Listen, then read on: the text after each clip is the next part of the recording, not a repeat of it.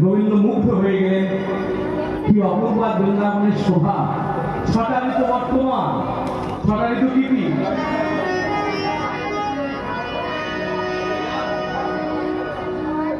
छटा ऋतु बर्तमान छटा ऋतु की ছটা ঋতু কি কি?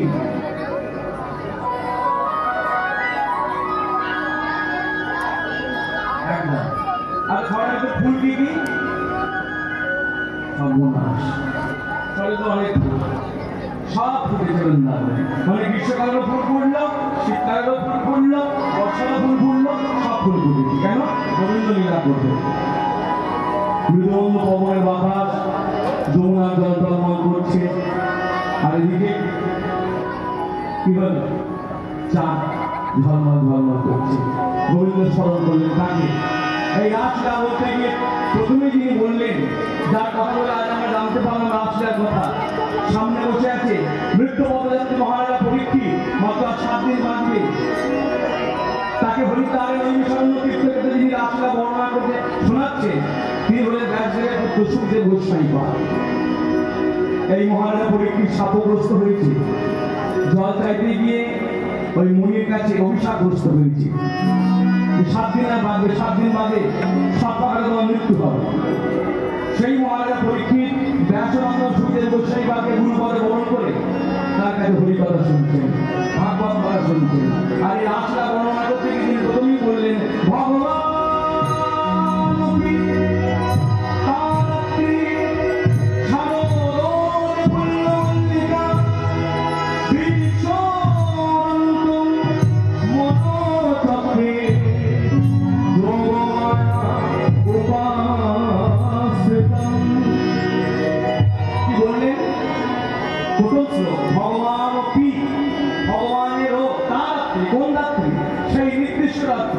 শরৎফুল্ল মল্লিকা, যা কোনো কালে হয়নি, কোনো যুগে হয়নি।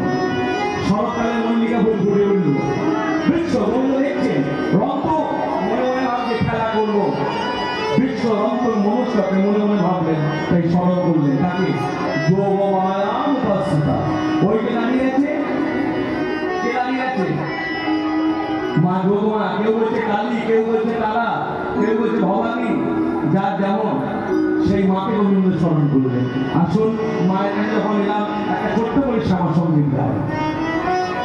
মাকে প্রণাম জানিয়ে আমরা বলি, মায়ের গায়ের রঙটা কেমন? কালো। তাহলে গায়ের রঙটা কালো হলো কি করে? শ্যামা হতে পারত। ওই কালো রঙটা কোথা থেকে এলো? যার জন্য ভাবাবিশ্ব, যিনি ভাবে ভাবে মাকে দেখছেন, তিনি মাকে দেখে বলছেন, মা, মা তোর চোখের কাজল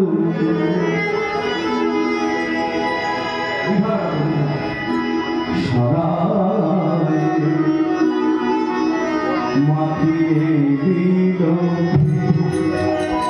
মা তোর চোখের কাজল সারায় মাখিয়ে দিল, তোমা সাজিয়ে দিল শ্মশানে চিতা ভস্ম তিলকে, মাতন চোখের কাজল সারায় মাখিয়ে দিল।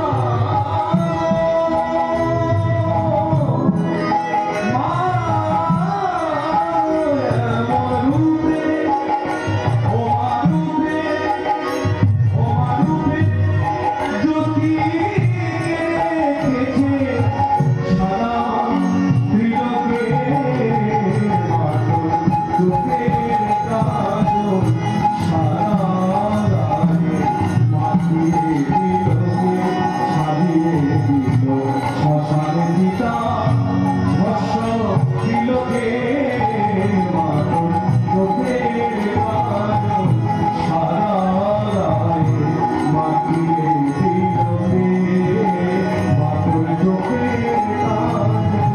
সারা রায়ে মাখিয়ে দিলকে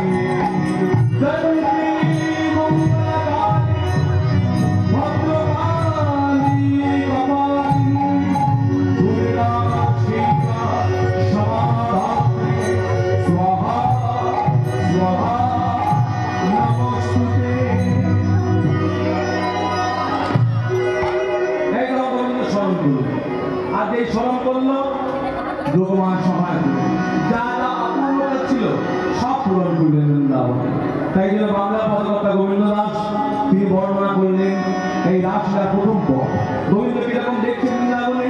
সাধু চন্দ্র পবন বন্দ বিপিনে ঘন কুসুম গন্ধরে গন্ধরে গন্ধরে গন্ধরে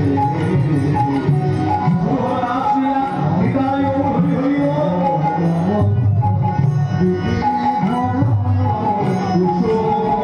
আমার কৃষ্ণ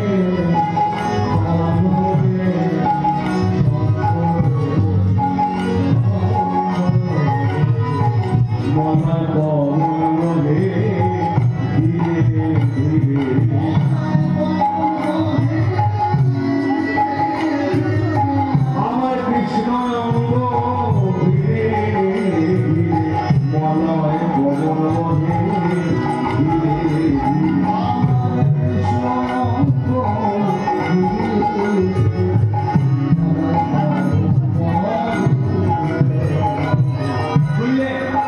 আজকে যে পবন বৃন্দাবনে বইছে তার একটা নাম দিয়েছে কি পবন? মলয় পবন। আজকে আজকে বইছে, কিন্তু মনে রাখবেন এই পবন যদি জোরে হয় এই হাওয়া যদি জোরে হয় কি হবে? আয়া ফনি আমফান, তাই না? সেই পবনের গতিটা কমে গেল কেন? গোবিন্দ সেবা করতে, গোবিন্দ সুর পাবে। মলয় পবন বহে ধীরে ধীরে